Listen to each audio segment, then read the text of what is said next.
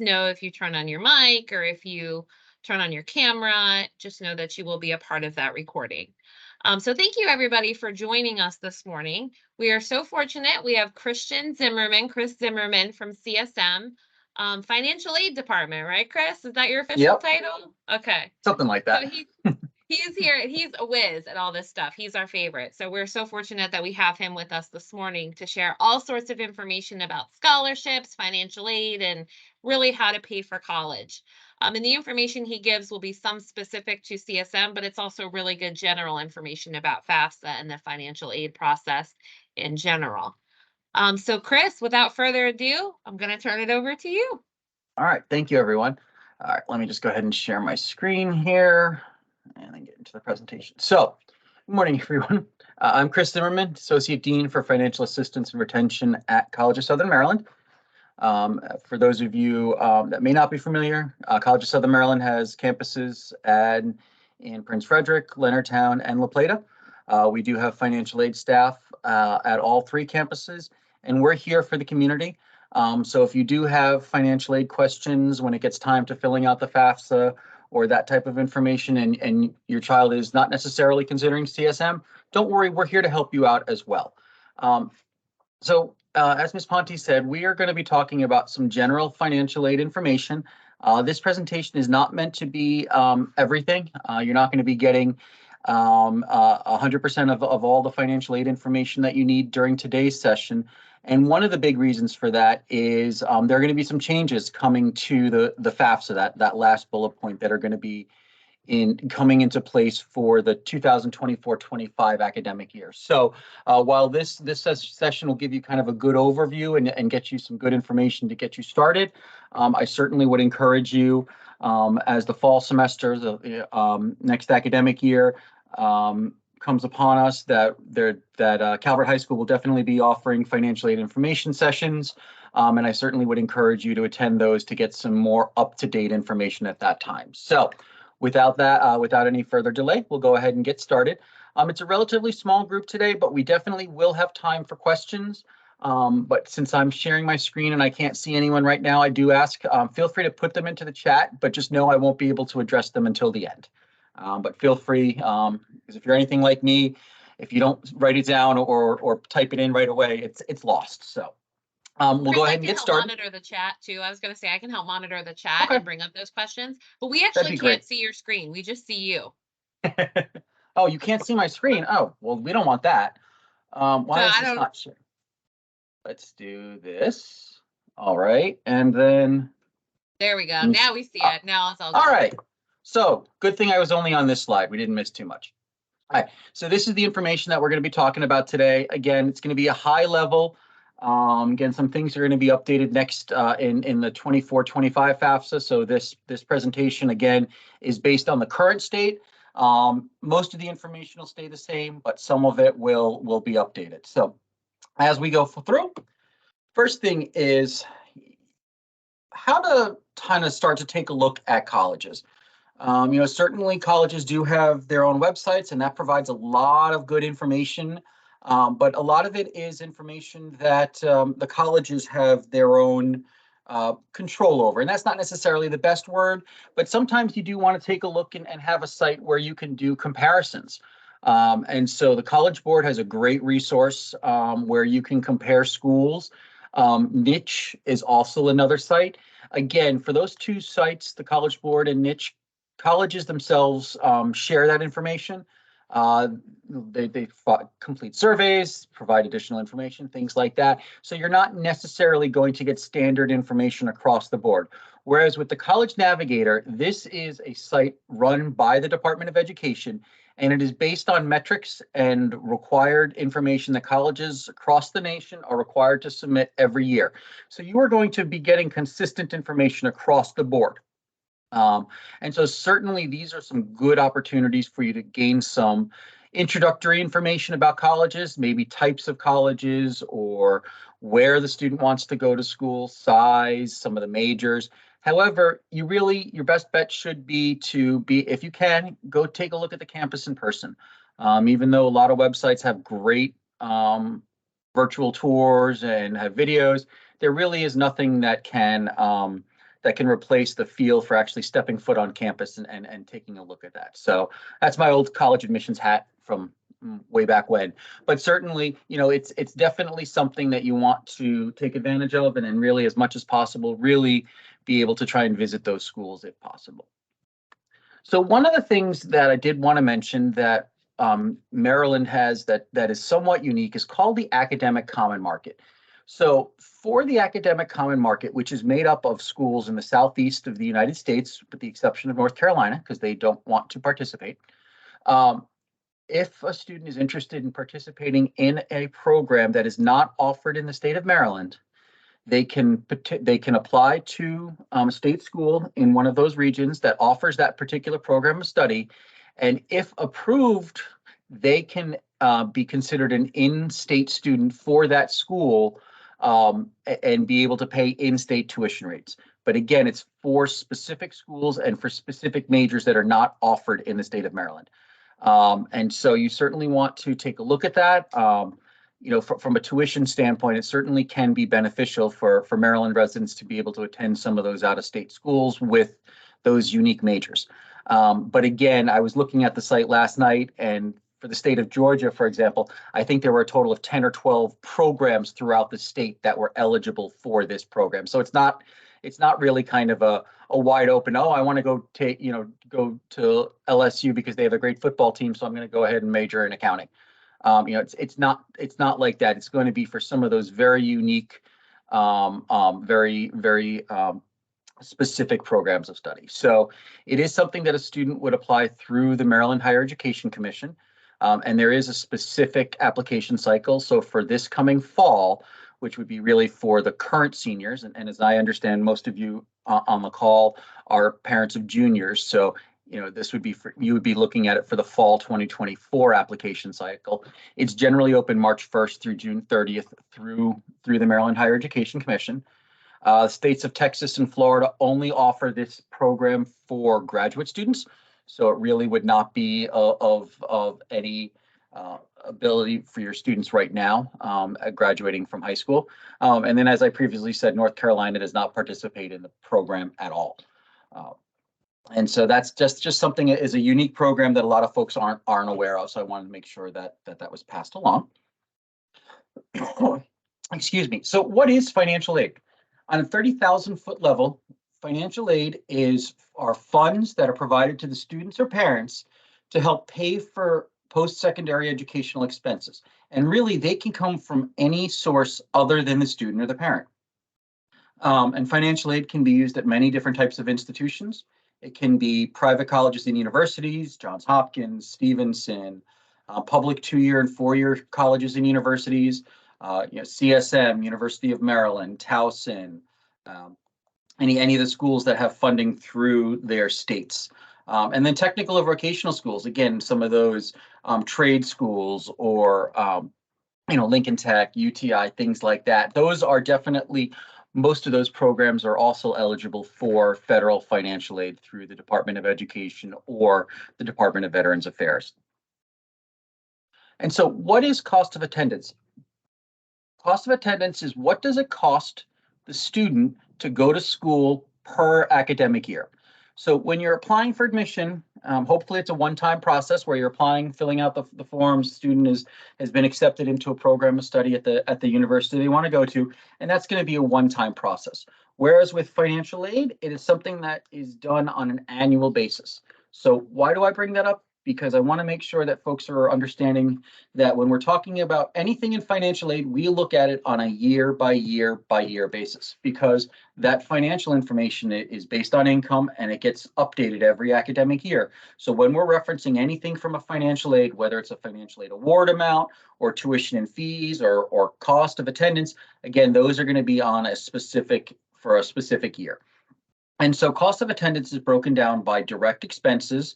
Basically, those are the expenses that the institution will send directly to the student, and that's at a minimum going to be tuition and fees. If the student's living on campus, it could also include room and board. And then indirect expenses are some of those other expenses that you need to budget for and factor in, but that the school is not necessarily going to send a bill to. So those would be books and supplies. Could be rent and food if the student's living off campus or at home. Could be transportation expenses if they're going to be commuting to school, or even if they're going to school out of state, want to factor in the travel to come home for the holidays. And again, cost of attendance is going to vary widely from school to school. And the next slide is used to show as a representation of how the sticker price or the cost of attendance can vary significantly from school to school. It is not meant to pick on any institution specifically, but we've got 5 different schools and there are 3 different types of schools on this slide. So the first 2, Georgetown and Stevenson, reflect what are considered private universities. The next 2, University of Maryland College Park and Salisbury, are public 4-year institutions, part of the University System of Maryland. And then the last school is College of Southern Maryland, which is the local community college. And so Georgetown and Stevenson and University of Maryland College Park and Salisbury all have on-campus housing for their students. So you see that there is that room and board figure on there. And while it's not necessarily the same per school, you can see that it is in a similar range. Certainly between Stevenson, College Park, and Salisbury, you're looking at less than a $2,000 difference, and certainly Georgetown is a little higher. But let's be honest, it's a little more expensive to live in Georgetown than it potentially is to live over in Salisbury on the Eastern Shore for most folks. But the real difference between where you see costs varying from private schools and state schools is in the tuition and fees. And the single biggest reason for that is as state-funded schools, whether it's the 4-year College Park, Salisbury, or the 2-year College of Southern Maryland, those schools receive an annual, as part of their annual operating expenses, funding directly from the state. And that is used to subsidize those state students that are going to school at those institutions. So they are able to charge a lower amount to the students because they are already receiving a significant source of funding from the state. Now, if your student is taking a look at schools that might be outside of the state of Maryland that are public schools, let's just use Virginia, for example, George Mason or University of Virginia, those are considered public institutions just like College Park or Salisbury. But as an out-of-state student, those tuition rates are going to be higher and they're going to be closer to what would be a private school because, again, similar to Maryland, those state schools are receiving funding from their state, but that funding is specifically for in-state students. So out-of-state students are responsible for that differential. So as you're taking a look at schools, couple things just to be mindful of. This is what I would call the sticker price. This does not factor in any financial aid, any scholarships, any loans, anything like that. That's the first thing is this is kind of the worst case scenario for what a student might be responsible for per academic year. So that last column that you see total costs, that's for one academic year. The student's doing a traditional bachelor's degree and is going to be taking the 4 years, certainly those figures can add up significantly. So again, as you're taking a look at schools, certainly be mindful of what the stated costs are. But remember, if the private institutions just went off of what the sticker price is, they certainly wouldn't have as many students as they already do. So they certainly do have significant financial aid programs because if you're just looking at the sticker price and nothing else, certainly a state school is going to be more attractive than a private school. So that certainly is something that they are mindful of and certainly are able to offer financial aid to help try and bring the costs down much closer to what it might be for a state institution. So again, these are not specific for all schools. It just kind of gives you a representative example of how those costs can vary significantly from school to school. So the next couple slides, disclaimer, this is the current state as it relates to the FAFSA application. And the reason I say that is because with the 24-25 FAFSA application, which will become available later this year, or as of January 1st for your students who are going to be high school seniors in the fall, the FAFSA is changing. So what I'm telling you now is good for today, and it gives you a good idea of the basics and the concept, but there will be some changes coming forward. So certainly I would encourage you to follow up in the fall semester, in the fall, when any of the financial aid nights are happening, to get the most up-to-date information. But What is the expected family contribution? The EFC is an eligibility index that is determined when a student and the parent fills out the FAFSA application. And it is an indication to determine what a student is eligible for in terms of either federal aid. The state of Maryland also uses that to determine what state financial aid they may be eligible for. And then institutions also use that information to determine what types of institutional aid the student might be eligible for. And while it does say it's the goal is an amount that a family can reasonably be expected to contribute towards college expenses, it is not an absolute bottom line maximum number. Some schools have pledges where they are able to meet 100% of a student's stated need. Other schools have a goal of being able to meet 85%. So again, each school is a little different on what they are able to provide to each individual student. So back to the FAFSA and what happens. So there's two components. There's a student portion and the parent portion. And within each portion of that, there is an eligibility or the value that comes from income and then also from savings or investments. And so again, that's both on the student side and the parent side. There are a lot of protections built into the FAFSA. And again, those are going to be varied based on number of people in the household, age of the older parent, types of income, things like that. So, again, each person's calculations are going to be unique based on your individual situation. The FAFSA does also take into account state of residence because certainly different states have different costs associated with living in that state. And so there are some protections in there as well. So what happens is the EFC is calculated using the data from the FAFSA, and we'll talk a little bit more about that. And that EFC or eligibility index generally stays the same from school to school. So whatever your FAFSA results are going to generally be the same, whether you're planning on going to Johns Hopkins, Towson, or CSM. That information stays the same. Where there is where the information does vary is what is your financial need. So again, financial need is basically the difference between what does it cost to go to school minus that eligibility index. The difference between those two is equal to the financial need. And so that's really the difference. What does it cost? What is your eligibility index? The difference between those two is what that financial need is. And that's really that bottom number there. The financial need is the number that most financial aid offices utilize when determining types and amounts of financial aid. So we've talked a little bit about what is financial need. We're going to talk a little bit more about what are some of the sources and types of financial aid. So again, we've got some big categories here. I'm not going to go into a lot of depth because again, this is just a high level presentation. But the single biggest source of financial aid is going to be the federal government through the Department of Education. And that's where you're going to be where students are going to be eligible to receive potentially funding through the federal Pell Grant program, SEOG program. If a student is potentially interested in becoming a teacher, there's a program, an award called the Teach Grant. And then also student loans, the direct student loan program, as well as the Parent Plus loan. So all of those are different types of aid through the Department of Education. State of Maryland, through the Maryland Higher Education Commission, has a number of different opportunities, both need-based. We have some funds that are awarded directly through your delegate and senator. And then there are also some programs for unique populations, whether it is a specific grant or tuition waiver.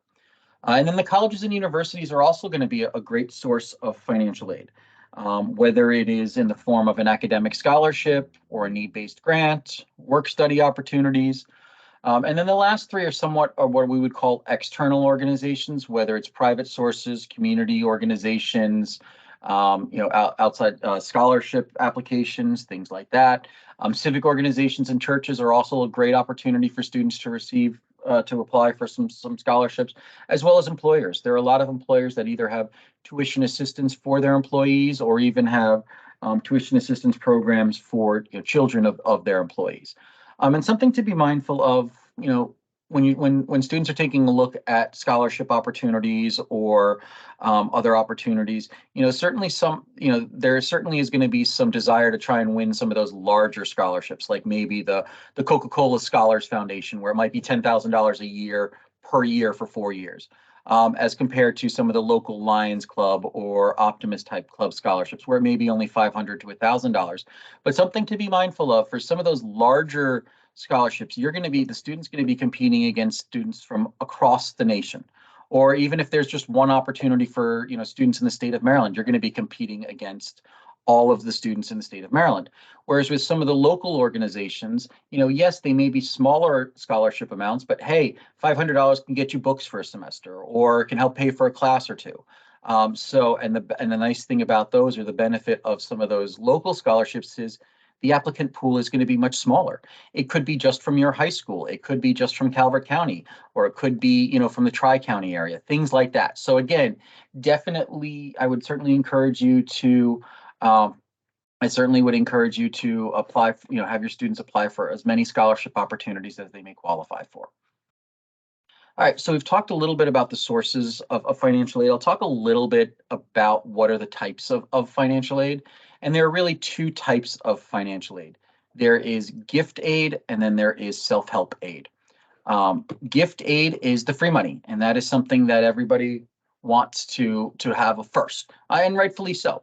So gift aid can be made up of scholarships and grants. Scholarships are generally going to be considered on some sort of unique skill, characteristic, or merit. So it could be anything from based on a GPA, rank in class. It could be unique skill, whether it's an athletic skill or a talent. Potentially, a school is looking to receive some funding from an alumnus to improve their marching band. And the marching band conductor or director has identified an area of weakness might be the trombone section. So they may be able to offer scholarships specifically for incoming students who want to be trombonists in the marching band. It could be an athletic scholarship. If a student is looking at participating in Division I or Division II athletics, they may be eligible for scholarships, athletic scholarships for either all or part of their cost of tuition. And so gift aid in terms of scholarships is generally going to be considered primarily on those criteria. There may be a need component, but the need component is not going to be the number one criteria. Whereas with grants, similar to scholarships in terms of the funding does not need to be paid back, the grants are generally based on financial need first. That's not to say that some grants have a minimum GPA or for a particular academic program, but again, grants are going to primarily look at financial need first, and then what are the other criteria, whereas scholarships, it's going to look at that other criteria first, and then maybe there might be a financial need preference. But again, both types of programs are what are considered gift aid, meaning the student generally does not need to pay back those funds. In addition to need-based or the gift aid, we have self-help options through student loans, where it is funds that students or parents can borrow to help pay for those educational expenses. Generally speaking, loans are going to be deferred while the student is in school, at least attending at least half-time. And for most institutions, that's going to be 6 credits a semester. And then work study. Again, this is an opportunity where institutions receive money through the Department of Education, or maybe internally they have a budget through their Human Resources Department, and it gives students who demonstrate financial need the first opportunity to have employment on campus before opening it up to the general student population. It could be anything related to working in a biology lab as a lab assistant, to working in the library, the dining hall, or the athletic center. Again, and in some cases, it might be not so much a paycheck, but it may also be funded in terms of, as a resident assistant, maybe helping pay out for room and board. So again, these are some other opportunities. And the loans and the scholarships and the grants generally can be used towards the tuition and fees, whereas the work study generally isn't, because that is something where the student is offered that, but they still have to do something to earn that or to receive those funds. So those would not be deducted from the bill upfront. And before I go any further, I just wanted to see if we had any questions.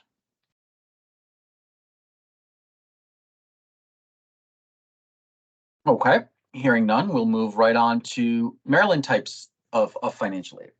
So as I said before, state of Maryland does have a number of different financial aid programs for students. And again, this is something that is a current state. Over the next couple of years, there may be some changes in the types of financial aid offered, but again, right now, this is what we have right now for students that are pursuing going to school in the state of Maryland.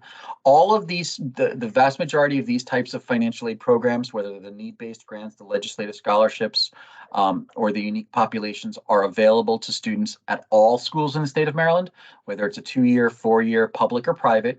And then those tuition waivers are limited to students who are attending public institutions, so the University System of Maryland, St. Mary's College, community colleges. So I just wanted to touch a little bit about the different programs. The Guaranteed Access Program is the grant need-based program that has the highest annual award amount. It is tied to the full-time tuition and fees at the University System of Maryland's most expensive school. So if a student is eligible for the Guaranteed Access Grant, which is income-based, it is something that they can receive up to the full tuition and fees at a Maryland public school. And that can be transferred over to a private institution. The Educational Assistance Grant is the largest need-based program in terms of the number of students that receive that each year, and that award amount can be up to $3,000. The Delegate and Senatorial Scholarships, each of the Maryland state legislators are given a budget and allotment of funds, scholarship funds, to award to students in their districts. You certainly are eligible to reach out to multiple delegates or senators to apply for those scholarships. And each one may have their own criteria for what that application process is. Unique populations, the Edward Conroy Memorial Award is for children of service members, either military or public service, fire, EMS, police, that have either died in the line of duty or have become 100% disabled as a result of a service-connected disability. And then the foster care waivers, again, for students that are considered homeless youth or were in the foster care program at one point, may be eligible for a full tuition and fee waiver at a public school. And then Maryland National Guard members, students who are Maryland National Guard members, may also be eligible for tuition waiver. And then there is a program for students that are receiving Social Security disability benefits based on their own situation, where they may be eligible for a waiver as well. One unique program, and this is one of the items that is somewhat CSM specific, is the Community College Promise Scholarship Program. This is a last dollar need-based program, meaning if a student and family meets the criteria on the screen that you see here, they are eligible for up to $5,000 per academic year, or the actual tuition, whichever is less, that is not covered by any Maryland Maryland grants or the FAFSA. So say a student has a bill of $5,000 for the year, they have a $3,000 FAFSA, $3,000 Pell Grant. This program could pay the remaining $2,000. As it stands right now, students must be enrolled full-time and maintain a minimum GPA while in school. And then this program does require students to attend their local community college, which for Calvert County residents would be CSM. Unless there was a program of study that was not offered at your home institution, you could then go to another institution. So, for example, I believe CCBC up in Baltimore has mortuary science. That is not something that CSM offers. So a student from Calvert County could attend CCBC in the mortuary science program and be eligible for this college promise scholarship, because it is not a program that is offered at their home institution. So in addition to programs for credit students, State of Maryland also has placed a greater emphasis on some of those non-traditional programs or non-traditional academic programs that are more workforce development oriented. And there's a specific program called the Workforce Development Sequence Scholarship. Again, as you can see here, this is specifically for community colleges for students who are taking non-credit courses. So primarily at our Hughesville campus, where for some of the trades, where we do have some IT programs. We also have a CNA, GNA licensure program. So again, these are some of the additional types of programs that are available through the state of Maryland. So we did talk about federal aid, talked about some types of state aid, and then I briefly touched upon this in terms of scholarships and grants, but I did want to just talk a little bit more about institutional aid. Again, you've got merit-based, primarily determined through the admissions office. It's going to be based on academics or athletics or unique talents. Again, and then you also have need-based, which is primarily determined through the financial aid office. It's going to be based primarily on the FAFSA application, which is required for all federal financial aid awards. And then the CSS profile. This is an additional financial aid application that goes into a little more depth, asks some different types of questions that some private institutions, potentially more selective institutions, require. CSM and the University System of Maryland, for example, do not require the profile. Again, each institution is going to have their own policies. So certainly as you and your child are taking a look at different schools and applying, make sure you also have a good understanding of what the deadlines and the application process, not only for admissions, but for financial aid is by the institution. Because every year there are more students that apply for financial aid than we potentially have funds for. And so the first criteria that schools look at is, sorry, my dog has decided that he wants to be right here. The first criteria is who applied on time. So, if the institution has a March 1st priority deadline date, they're going to be evaluating all those students whose applications were submitted by that date. And then as funds remain available for any institutional or limited funded programs, they will then expand beyond that. But again, that first criteria is going to be who applied on time. So here's the FAFSA, the free application. Yep, go ahead. Hey, we had a question in the chat. Someone was asking, in your opinion, what are the best sources for scholarships? So if you can hold on a couple slides, I have some good scholarship search engines. Okay. But there is no specific single source for that. It's going to take some elbow grease and research. But what we have here is the free application for federal student aid, the FAFSA. Now, again, this information that you see on here is based on this academic year, the 22-23 and the 23-24 academic year. Some of this information will change for when your current high school juniors are applying for the 24-25 academic year. So again, this is a good starting point, but it is not everything that you will need to know. So the FAFSA is a standard form that collects both demographic and financial information about the student and family. It still currently can be filed electronically and paper. Every year, the Department of Ed says they're going to turn off the paper application, and they haven't done it yet. But certainly you want to fill it out electronically if you can. Information will be used to calculate that EFC, that expected family contribution, and that is going to be changing in 24-25, but the concept of that eligibility index will still be the same. And it can be filed at any point during the academic year. And so this is where dates are important. So for high school juniors currently, you will be seniors next year, which will be the 23-24 academic year. You'll be applying to go into college starting in the 24-25 academic year. So you will be filling out your student will be filling out the 2024-25 FAFSA application, which should become available October 1st of 2023 using 2022 income information. So I'll repeat that. So for the 24-25 academic year, the FAFSA should be available October 1st of 2023 using 2022 financial information from the IRS. Now, I say it should be available October 1st because there are some significant changes going on with the FAFSA. The Department of Education at this time is committing to the regulatory January 1st deadline to open that up. But for the last 5 or 6 years, it's been available October 1st. So they have indicated that because of some significant changes that are coming through, there may be a delay, so it may not be October 1st. But as we get closer to that, and as schools are finding out more of that information, that certainly will be communicated not only from the admissions offices, but we certainly will be sharing that information with the school districts and Calvert High School specifically. And so I am very confident that as your child's senior year kicks off, lots of information will be coming from the counseling office as to the FAFSA application, the deadline, the opening dates, and all of that. Again, so here's the FAFSA application. It can be accessed through the studentaid.gov website.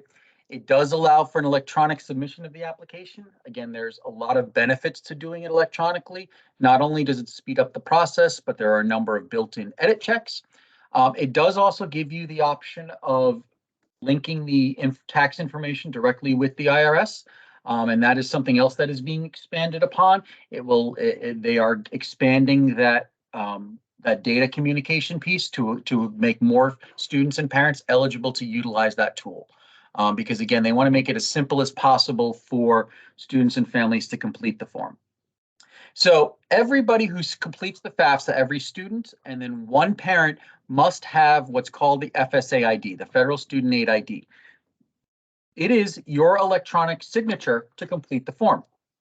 And not only does it allow the student and the parent to complete the FAFSA, but it also allows them access to their own financial aid information, whether it's signing new loan master promissory notes or entrance counseling. It also provides access to financial aid history. So if you as a parent have student loans, you'll be able to see that information.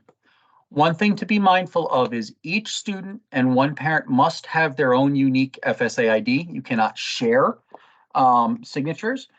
In addition, when you sign up for the FSA ID, it is based on a unique email address and mobile phone. Because there is two-factor authentication. So as you log in, the Department of Education will send a 6-digit PIN or token to the cell phone. And so again, can't use multiple IDs, can't use the same phone, because from the Department of Education's perspective, they don't know who is who.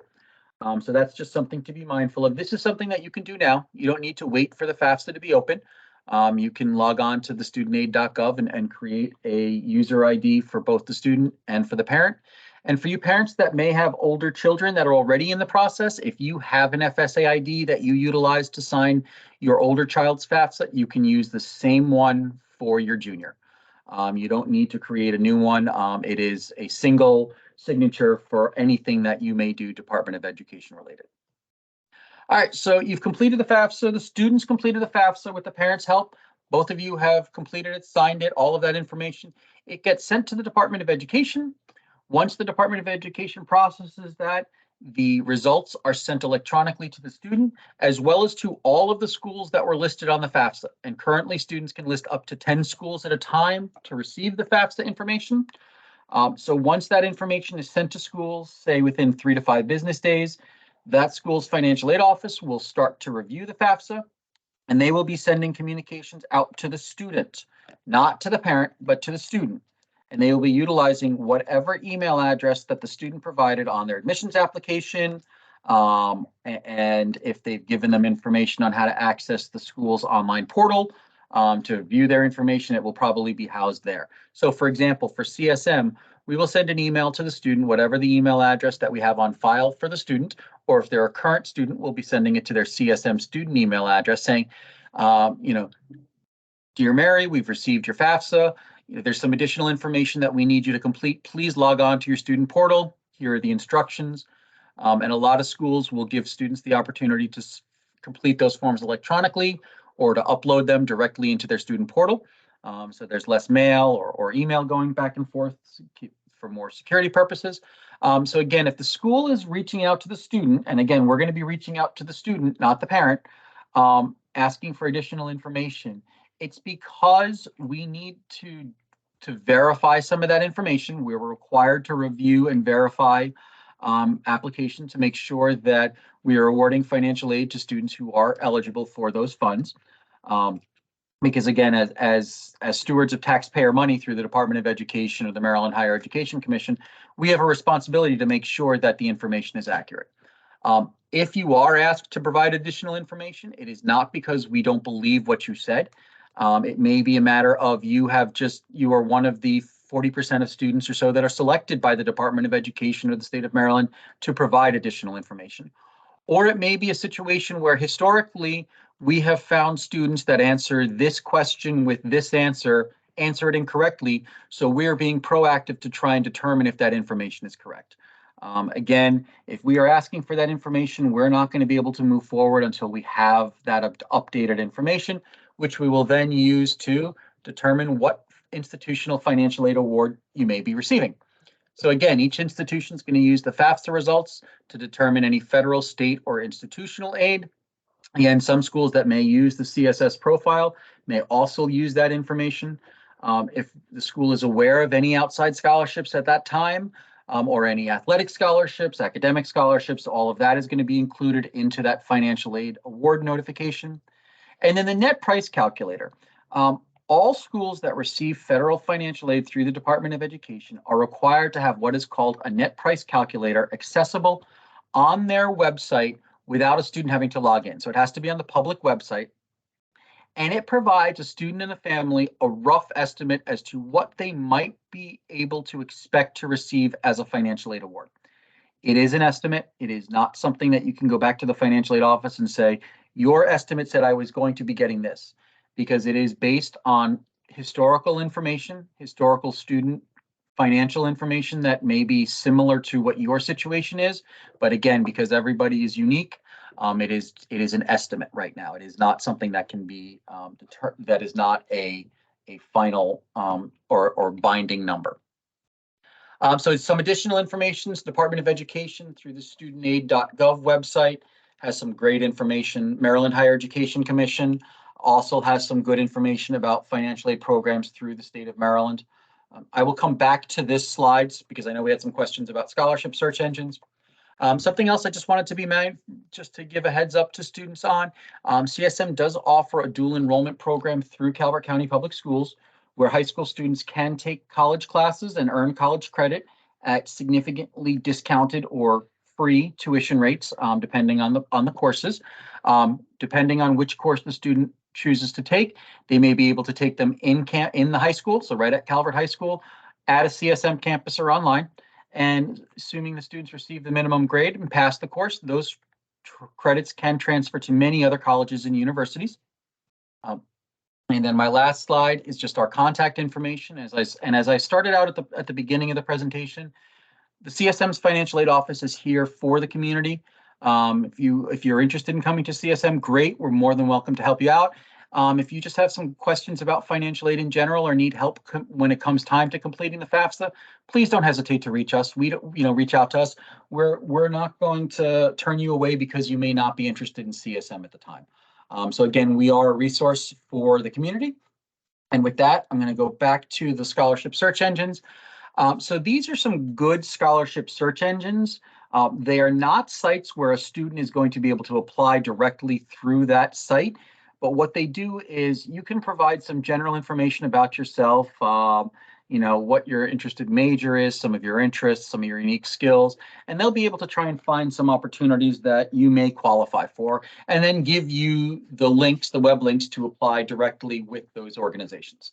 So really, each of these sites is a kind of a scholarship aggregator.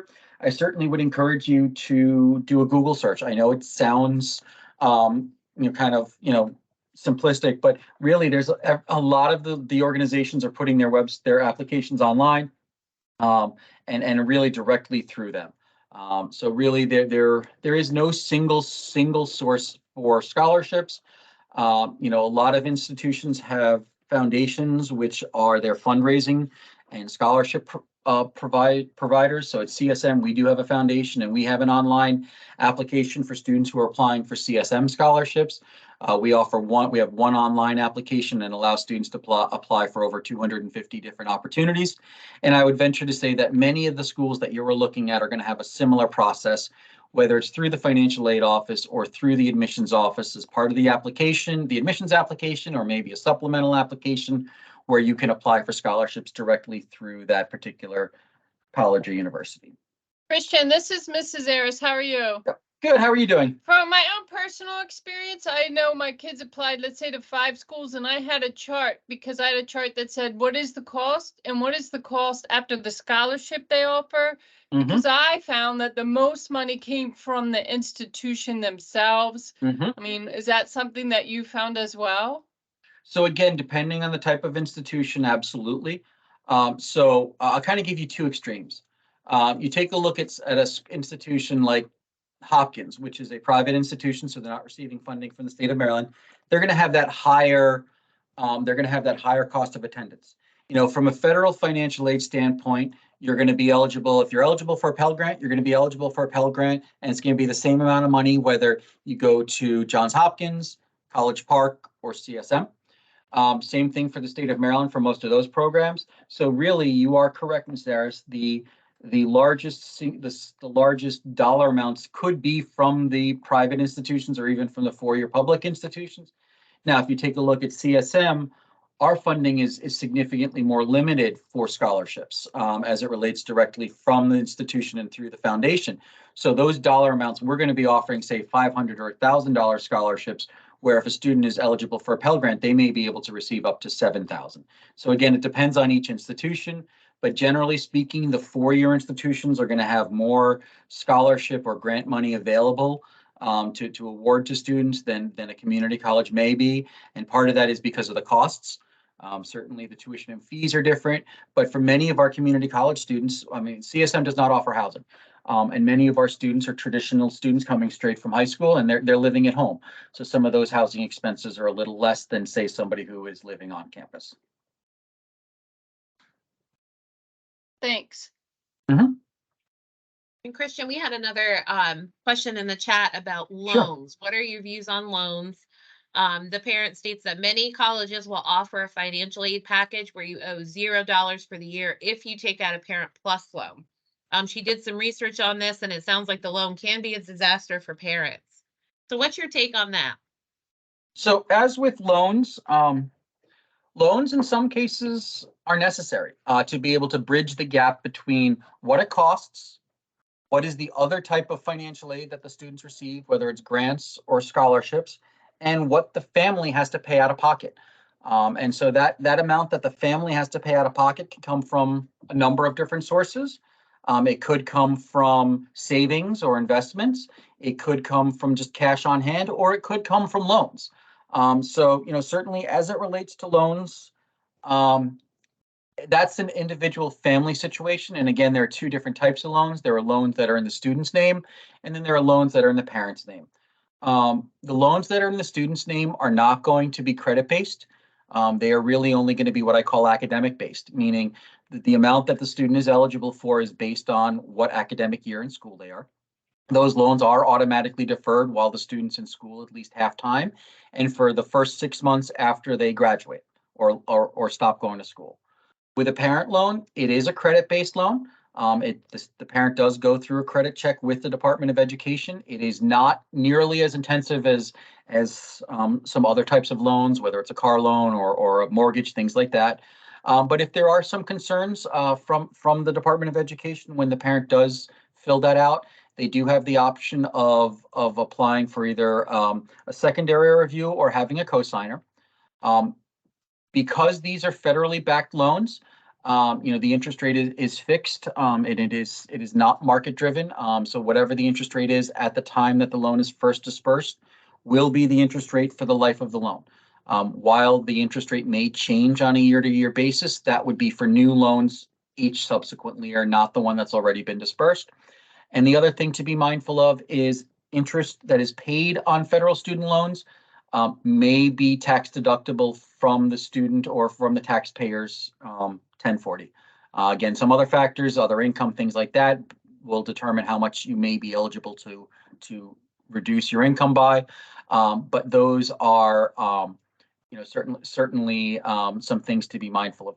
As for the statement of it can be a disaster, the families that we have worked with, and I've worked with at a private school before, working at a community college, where certainly there were a number of a larger percentage of families that utilized the PLUS loan program.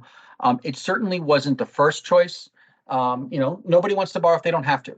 But in some cases, it is the only option, or it is it may be better to take out a PLUS loan rather than refinancing a mortgage and then potentially having the house, if there's something that happens and you're not able to repay the loan.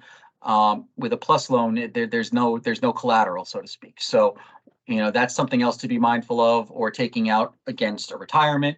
So, there's certainly some families that may want to say, look, I want to borrow against my 401k. Again, each family situation is going to be a little different. Certainly weigh the pros and cons for that. So there's no specific answer, except for the fact that I always caution families and students, only borrow what you need. not what you're eligible for. If you have an 18-year-old that's eligible for $7,500, as an example, ask the question: do they really need that money, or do they need something a lot less? I think the other And big just- thing too, because I used to work at Sally Mae before I was a school counselor and I would help people out with loans. I think my biggest piece of advice is to really think about what you can afford. Liken it to a car. Like, for example, I mean, if you are, say, a school employee like me and you really want a Maserati, my salary doesn't really lend to me driving a Maserati. So you have to kind of think about things in that way, like what you can realistically afford. Like, think about it as a house or a car, like that kind of thing. Because everybody's situation is different. Miss Harris, you were going to say something. I'm so Oh, sorry. I mean, the same, my sons and I had to sit down. We're not going over this amount. Like, if you're going to pay $30,000 or $40,000 once you start working back, I mean, for eating, sleeping, getting education, I'm okay with that. But I'm not okay with $200,000 because, I mean, that's setting them off for, when they first start working, for having a 10-year house loan on top of anything else they might want to do in their life. And there used to be a thing with student loans, and it may not be called this anymore, especially when it came to like private bank student loans. There was a thing called a truth in lending disclosure. And as part of that information, before you signed on the loan, it gave you like an estimate of what your monthly payment would be for that loan. Yep. And I think that's something to really think about as you're taking on loans. And don't forget that loans are for, like, if you're going for a 2-year school, you're taking on 2 years of debt. If you're going 4 years or a master's degree or whatever, you're adding to that every year. So that's something to think about too, and what that monthly payment would be. And so that's a good point. With any federal student loan, so loans in the student's name through the Department of Education, before the student is eligible to receive those funds for the first time, they have to go through what's called loan entrance counseling.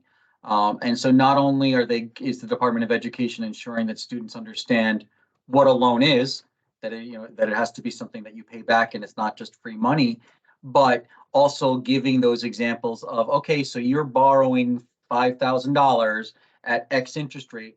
This is what your expected monthly payment is going to be. So they do try and provide some of that information in regulation, that students at least are being given that information before they borrow.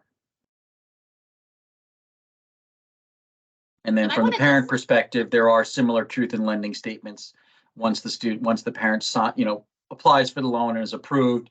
And again, before that first disbursement, that information is sent by the Department of Education to the borrower. And I want to share information. I know you talked about scholarships a lot, Christian, but I want to share information about how I advertise scholarships for Calvert High students. So do you mind if I steal your screen and share my screen? I just turned it on. Yep, go right ahead. Okay. Thank you so much. So I am in charge of sharing scholarship information for Calvert High. So a lot of local organizations will reach out to me and say, hey, we have this scholarship. Can you share this with your students? So these are the more typically, I'm going to say for the most part, more local for just Calvert High or Calvert County or Southern Maryland students. Now, what this means is the dollar amounts are not that crazy. I mean, a good scholarship, quote unquote, will be $5,000 or $7,000. Like, that's a rare, very good one. But the applicant pool is smaller. So in my mind, the students have a better chance of getting these scholarships. So the bulk of these are for seniors. But I just want to make sure everybody's aware on how I share this information so you can kind of get on your students now. So I keep a list, and I'll show you this in a second so you can see what I mean. But it's just a Word document. I keep it current. I keep it simple for the kids with all the scholarships that I receive, and I list them chronologically by the date when they're due. And I share that. And I'll show you this Google link in a second. I have a Google Drive where I upload the latest list and then any applications that aren't just online applications. Because some people, like the Masons, they are very old school. They will not do anything electronic. So we have to meet them where they are. So I keep this on a Google Drive, and then I also regularly email this information out to seniors, like once a week, once a month. It's always there.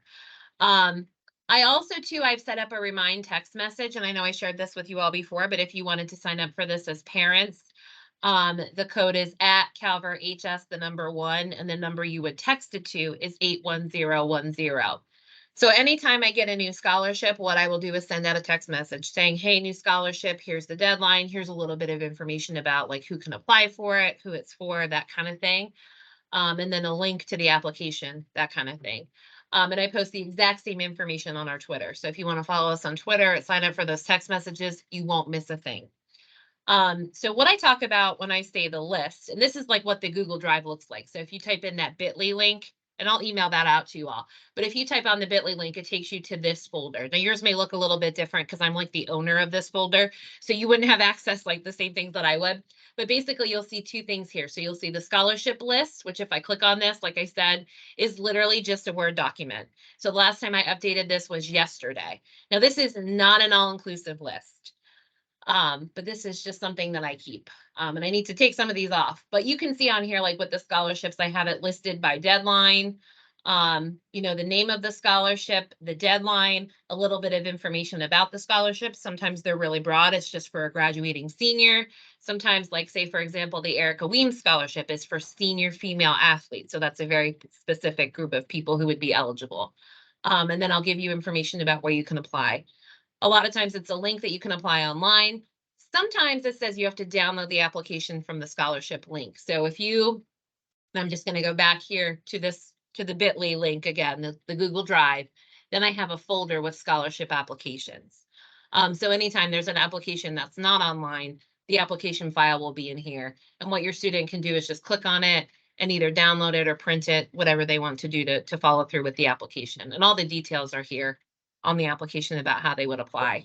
But that's how I share information with the students at Calvert High. And we get a lot of local scholarship. And now like things are kind of hopping, I'll tell you, this time of year, just because it's very busy with local organizations reaching out about scholarships. And there is something called the Calvert LSA, the local scholarship application, you can see here. And the deadline literally was just last Friday. And this is a local scholarship that students apply to over 90 scholarships with one application. So this is a must do, I feel like, for all of the seniors in Calvert County. And this is just for Calvert County students. So it's a really good deal for them to do that. So that will be released next January. So that's something that they can look at. Ms. Subd, I see your question. Can juniors get that now to review? Absolutely. I mean, anybody can click on this link and go to this website and look at it. Now, a lot of these scholarships are solely for seniors, but a lot of times things don't change from year to year. So especially for the local ones. So I would anticipate things would be about the same. But a lot of these now they can't apply for as juniors. They have to be seniors in high school to apply. And I'm going to put the link in the chat as well now, so you guys can all take a look at that. So I just wanted to share that information too, just so you know if your kid's like, well, I don't know where to search for scholarships. Well, Miss Ponte's got them covered. So with some more local ones. Miss So. Ponte, could I send my daughter to you to find out about these? Because the problem I've had with her is that I've given her access to some of these resources, and she says, "Oh, I've looked and they're needs-based, they're not academic," and so she hasn't applied, and I can't apply for her. Right, it's got to be something that she does. Yeah. And I think the students are getting overwhelmed because they're pressed, they have a lot of obligations and things. And so, but like my daughter, for example, is a female athlete. So it makes sense for her to apply for that scholarship. So I think they're just getting overwhelmed because there seems to be just thousands of scholarships out there that seem hard to get or just almost like a reach. And I've been encouraging her. So, I mean, could she come to see you so that she could talk? I mean, she can also look on this website and pull the list and look from there too. All of the seniors know about this. We've been talking to them about it since September. So they definitely know, and I know a lot of times too, like you said, they'll be overwhelmed because a lot of these scholarships will require the students to write an essay, which is their least favorite thing in the whole entire world. I get it. But here's the thing. Here's what I always tell my kids. Like, to put it in perspective, if you apply for a scholarship and you win it, let's say even if it's $1,000 essay or $1,000 award, if you write an essay, you got paid $1,000 for writing that essay.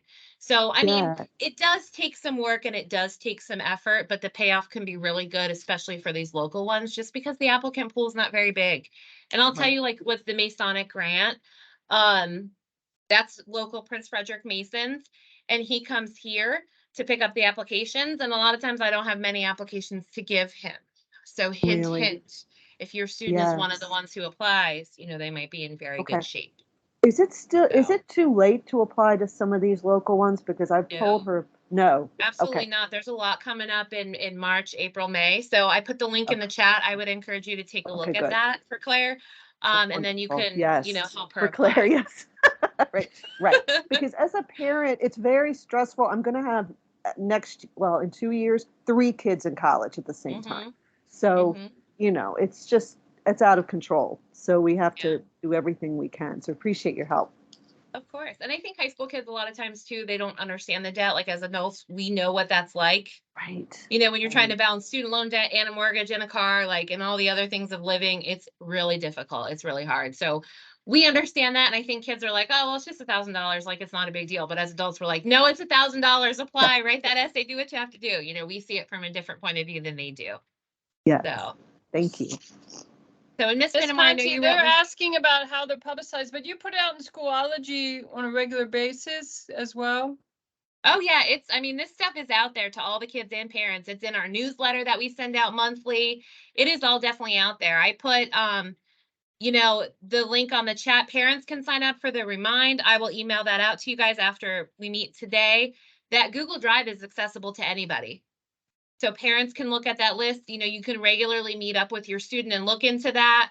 It's out there for everybody. It's not just for students. Parents can definitely work with students on this too. Parents can sign up for the remind so you can get notification anytime there's something new. It takes a village to do this. It really does. And I realize that. So that's why I have these things accessible to everybody. And so I just want to add one thing from the higher ed perspective. As I tried to stress during the presentation, the schools are going to be communicating with the student, utilizing whatever the contact information they have provided to us.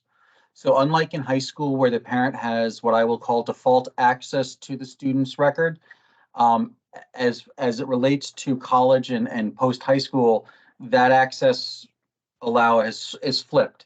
By default, a student's educational record cannot be shared with anybody else, including the parent, without the student's permission. And so what I'm trying to get to is when the student's filling out that admissions application, they're providing an email address. Please make sure that they're still using that email address and they are checking it frequently.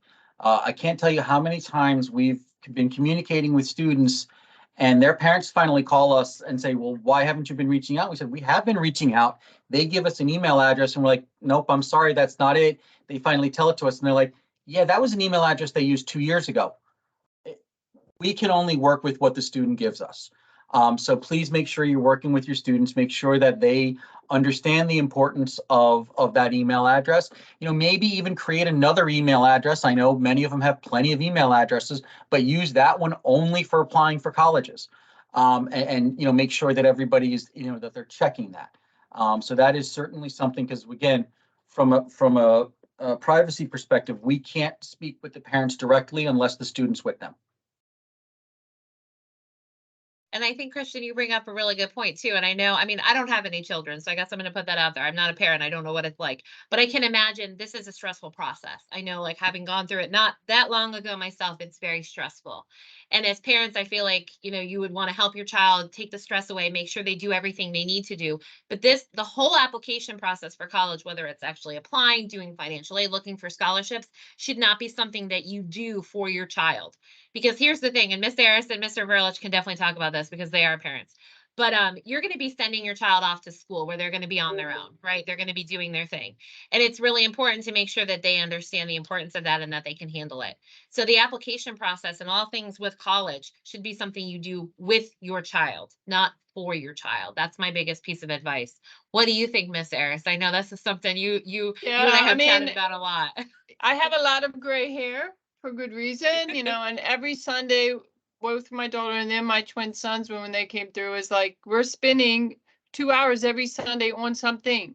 And, I don't know, I can't. And, whatever it was, whether it's going through the FAST for orientation or doing scholarships or applying, and I know it's hard, but they learn so much. They're like, what's a dependent? Am I that? Is $15,000 a lot of money? Yes, it's a lot of money. So it was a good learning process, even though I kind of got some gray hairs in the whole thing, but paid off in the long run. And something else to be mindful of as you're filling out the FAFSA application, the application is from the student's perspective. So when they are asking for what is your income or what is your tax return, taxes paid, they're asking the student. If they want parents' information, they will say, what is parent one's information? What is parent two's age? There are a number of times where we get a FAFSA result and we can tell the parent filled it out because their 18-year-old student earned $75,000 in income. And surprise, surprise, the parent also earned $75,000. And let me tell you, those parents call and ask, why is the Department of Education thinking I can spend $60,000? Well, it's because, and you know, when we look at it, like, okay, did you help your student fill it out? Well, I filled it out for them. Okay. Well, when it says you or yours, it's the student, and you're not going to like, and the student's not going to like that result. So it's important just to kind of follow that. And again, things that you don't normally think about. I know you want to help your student, but you know, as Miss Ara said, you're helping the student. You're not doing it for them.